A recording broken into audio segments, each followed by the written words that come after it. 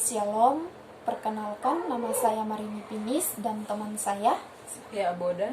Di sini kami akan berdebat tentang tindak pidana korupsi kasus pemerasan. Nah, contoh kasus yang dapat kami ambil di sini yaitu memberi uang damai saat ditilang polisi. Ada seorang penyetir mobil yang ditilang oleh polisi saat perjalanan ke rumahnya. Penyetir mobil ini ditilang karena tidak memiliki SIM dan surat-surat lainnya. Padahal SIM dan surat-surat mobil ketinggalan di rumah. Nah, tetapi polisi ini tidak percaya dengan penjelasan si penyetir ini, sehingga polisi ini menahan mobil penyetir ini dan diminta untuk memberikan uang sesuai dengan yang diminta oleh polisi.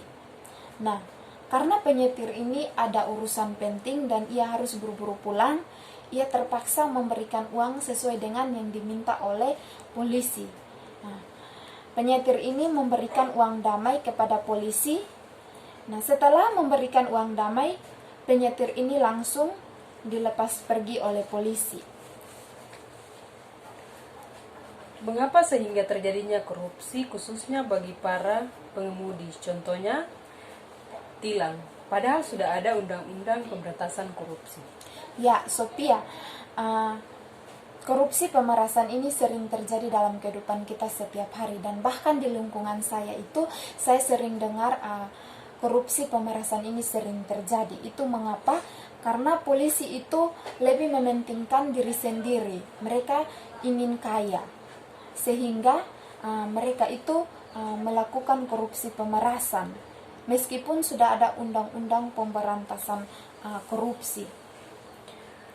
Kalau kebiasaan seperti itu kita pertahankan dalam lingkungan kita, maka salah saja kita membiarkan cikal bakal korupsi dalam diri kita. Ya, Sophia. Nah, bahkan mereka itu tidak memikirkan orang lain, sehingga mereka menggunakan jabatan mereka untuk melakukan pemerasan kepada pengendara motor juga mobil. Apapun alasannya, para penyetir pasti takut berurusan dengan polisi. Mereka takut berurusan dengan hukum. Lebih baik kita mengikuti saja tata cara sidangnya. Bagaimanapun, apapun denda atau tilang yang diberikan, kita harus mengikuti saja sesuai dengan peraturan perundang-undang Mahkamah Agung nomor 12 tahun 2016. Kalau prosedurnya jujur, denda yang sudah pernah dibayar akan dikembalikan dan risiko para penyetir hanya SIM. Ya, betul, Sophia. Tetapi menurut saya korupsi itu merugikan banyak pihak, merugikan masyarakat maupun merugikan negara. Mereka itu menguntungkan kepentingan pribadi dan memperkaya diri sendiri, seperti memberikan uang damai. Contohnya seperti tadi polisi tadi, dia tilang penyetir tersebut hanya untuk mendapatkan uang.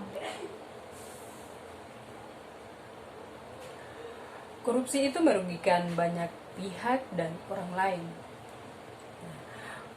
Korupsi itu hal yang perlu dibatasi, karena kita harus melaporkan kepada pihak yang berwenang, seperti pemerintah, supaya mereka dapat mengatasi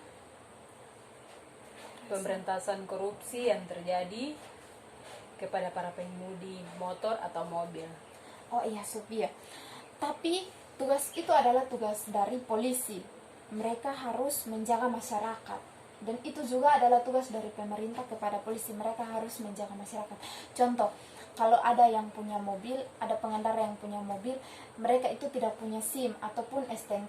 Nah, otomatis mobil mereka itu harus ditahan supaya mereka dapat mengurus SIM atau STNK dan surat-surat lainnya, supaya mereka itu dapat menaati hukum pemerintah atau aturan kepolisian. Begitu, Sophia.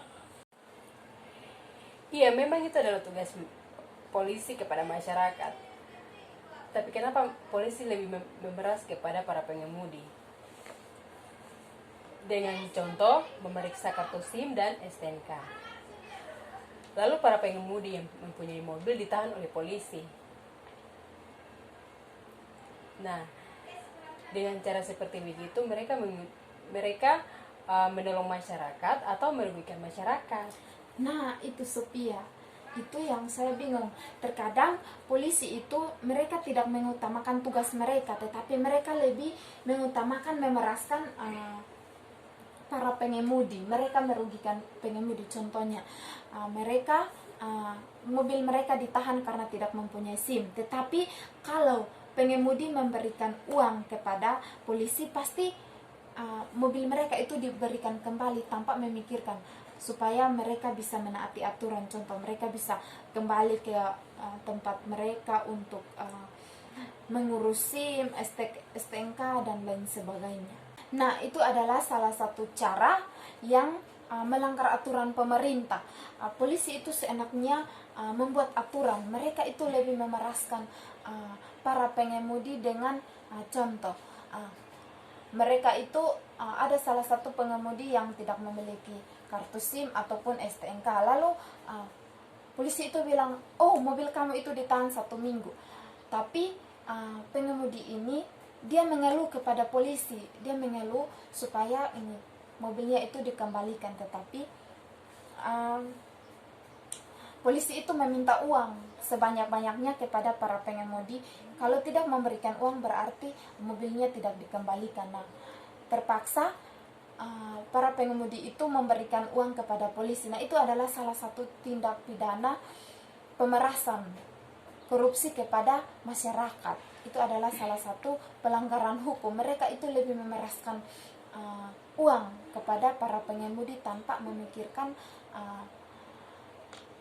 kerugiannya. Undang-Undang Nomor 20 Tahun 2021 tentang pemberantasan tindak pidana korupsi. Nah, kebanyakan polisi melakukan peraturan sendiri tanpa seizin dari pemerintah atau tanpa sepengetahuan dari pemerintah. Banyak masyarakat yang mengeluh tentang pemeriksaan SIM atau surat-surat yang lain sebagainya. Ya, oleh karena itu korupsi itu harus diberhentikan.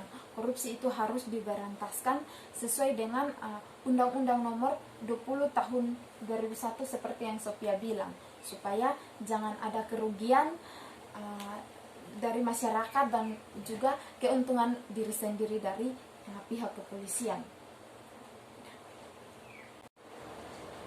Baik, demikian dari hasil perdebatan kami. Saya atas nama Sophia Aboda dan teman saya Atas nama Marini Pinis, sekian dan terima kasih. Shalom. Shalom.